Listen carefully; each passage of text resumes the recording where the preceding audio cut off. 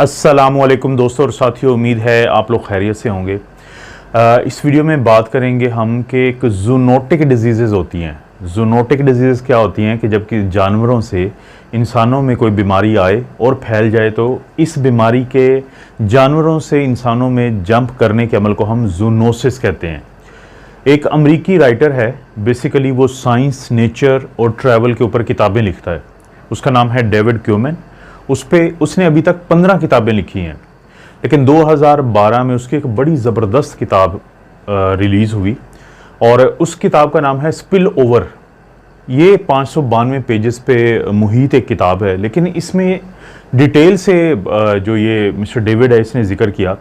कि क्योंकि इंसान जो हैं वो जंगलों को ख़त्म करते जा रहे हैं, इंसानों की आबादियाँ बढ़ती जा रही हैं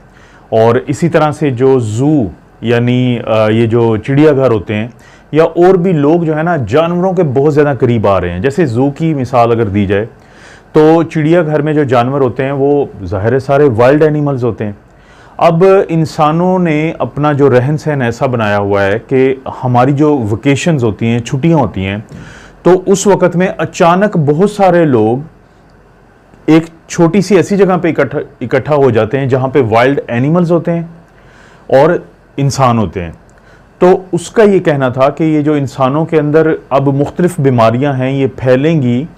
उन जानवरों से वायरस और बैक्टीरिया के मुंतकिल होने की वजह से। उसकी वो वजह ये कहता है, उसका कहना ये है कि जो वायरस होते हैं या बैक्टीरिया होते हैं ये इन जानवरों के अंदर चले जाते हैं इंसानों से,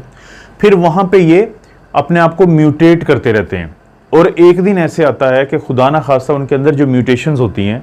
वो इतनी ख़तरनाक हो सकती हैं कि जब वो इंसानों के अंदर दोबारा वापस जंप करता है या लीप करता है या जिसको स्पिल ओवर आप कह सकते हैं, तो वो इंसानों के अंदर किसी बड़ी तबाही की वजह बन सकता है। और ऐसा ही हुआ था। आप लोग दोस्तों को पता है कि SARS, severe acute respiratory syndrome जो है वो सबसे पहले 2002 में ये वायरस आया, फिर ये 2012 और 13 में ये वायरस आया और फिर ये 2020 में या 2019 के दिसंबर में ये वायरस आया। तो इस दौरान जब ये वायरस इंसानों में नहीं होता था तो ये कहाँ पे होता था? ये वाइल्ड एनिमल्स में होता था। सार्स की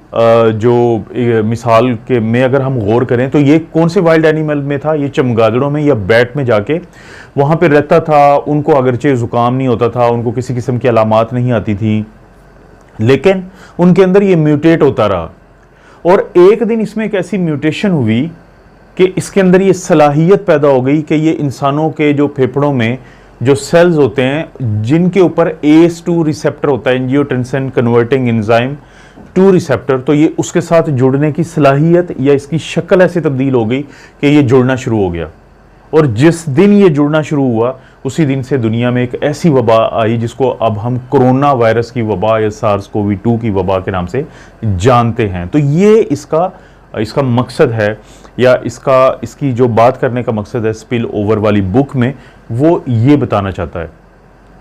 क्योंकि ये जो वायरसेस या बैक्टीरिया होते हैं ये म्यूटेट होते रहते हैं।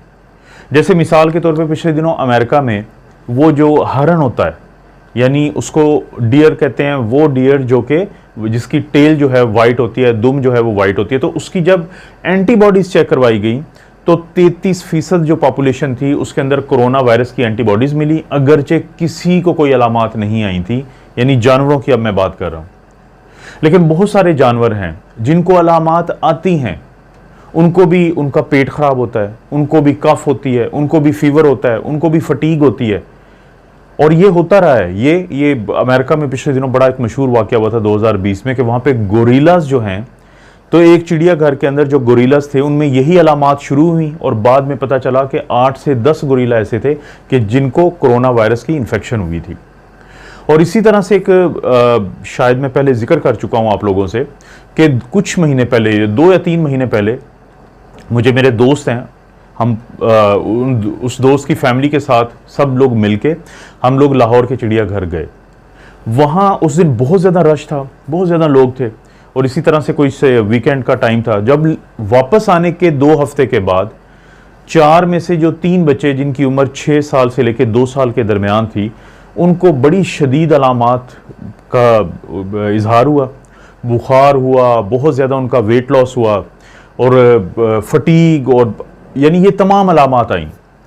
तो उनको कोविड हुआ 3 बच्चों को, यानी 4 में से 3 बच्चों को कोविड हुआ, लेकिन अलामात ऐसी थी कि बड़ों में वो अलामात नहीं देखने में आई थी। तो उस वक्त 2 जहन में सवालात पैदा हुए। एक सवाल तो ये पैदा हुआ कि क्या वो रश बहुत ज़्यादा था, इस वजह से इन बच्चों को कोविड हुआ। लेकिन इससे पहले 2 चीज़ें हो चुकी थी कि घर के तमाम लोगों को कोविड हुआ था, लेकिन उस दौरान इन बच्चों को कोविड नहीं हुआ था। और दूसरी बात ये थी कि इससे पहले भी ये बच्चे मुख्तलिफ जो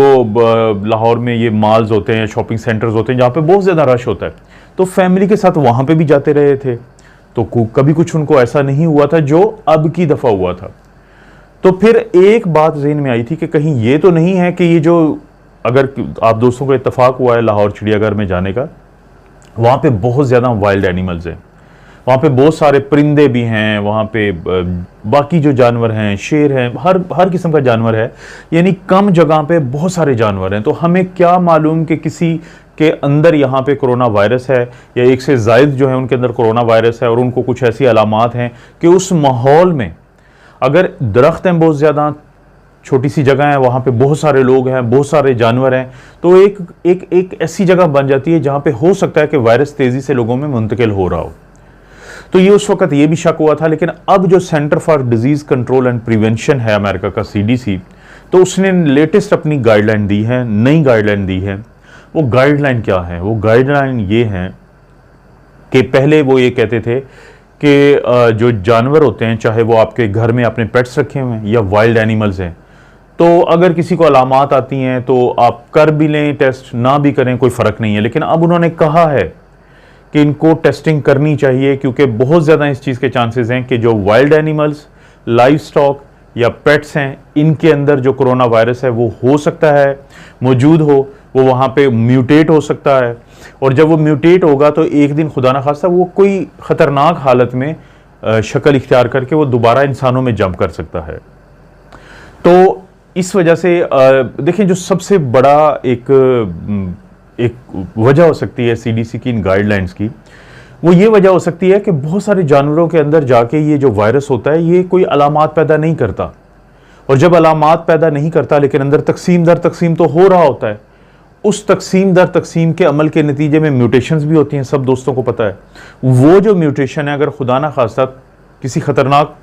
शक्ल में, वो हो सकता है कि इंसानों के अंदर वापस ना जंप कर जाएं। तो इस चीज़ को बचाने के लिए अब वो ये कहते हैं कि अगर कम अज़ कम ये ज़रूर करें कि अगर आपके जो पेट है या आपने घर में कोई जानवर रखा हुआ है,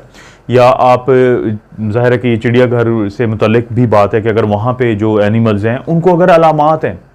अगर वो उनको अचानक ही वो बिल्कुल बेसुध हो जाते हैं कमज़ोरी की वजह से, बुखार होता है, जो ज़ाहिर है कि एनिमल जो डॉक्टर्स होते हैं, वेटरिनेरियंस जिनको कहते हैं, वो ये चेक करते हैं ये चीज़ें, कफ होती है या उनको डायरिया होता है, तो उस सूरत में ज़रूरी है कि इनका जो टेस्ट होता है, जैसे इंसानों में हम करते हैं कि नाक या गले से, और इसमें इनमें जानवरों में जो है जो स्टूल होता है, फीकल मैटर होता है, तो उससे भी ये टेस्ट किया जाता है। तो इनका टेस्ट ज़रूर होना चाहिए, और जहाँ पे ये पाया जाता है कोरोना वायरस ऐसी किसी भी सूरत हाल में, तो उस जानवर को कोशिश करें कि उसको साइड पे कर दिया जाए ताकि लोगों के साथ राब्ता ज़्यादा ना हो। दूसरा ये है कि जो आपके पेट्स हैं उनके साथ बहुत ज़्यादा कुर्बत जो है वो बरकरार ना रखें, क्योंकि उसमें भी यही प्रॉब्लम हो सकता है कि खुदा ना खास्ता जो वायरस है वो उनके अंदर जाके रह सकता है। और चूहे जो होते हैं, जिसमें हैमस्टर्स हैं, इसी तरह रैट्स हैं, जो वाइल्ड रैट्स होते हैं जो घूमते फिरते हैं, तो इनके अंदर बहुत ज़्यादा चांसेस होते हैं। आप दोस्तों को पता है कि डेनमार्क में वहाँ पे जो मिंक्स होते हैं, ये भी एक जानवर होता है, तो उसको बहुत ज़्यादा फिर उसको तल्फ किया गया, उसको ज़ाया किया गया, क्योंकि उनके अंदर भी ये जो कोरोना वायरस है ये जाके पाया गया, और ये देखा गया कि वहाँ पे मौजूद था। और रैकून्स इसी तरह एक जानवर है, तो उनके अंदर कोरोना वायरस पाया गया। क्योंकि सबसे आप इस चीज़ को जोड़ें चाइना वाली मिसाल से, कि चाइना में जो बैट्स के अंदर, चमगादड़ों के अंदर ये वायरस मौजूद था, उस वक्त कोई वबा नहीं थी। 2013 में भी एक साइंस का एक मैगजीन है, उसने कहा था कि जो चाइनीज़ हैं वो इस वक्त एक टिकिंग टाइम बॉम्ब के ऊपर बैठे हैं और ये किसी दिन फट जाएगा।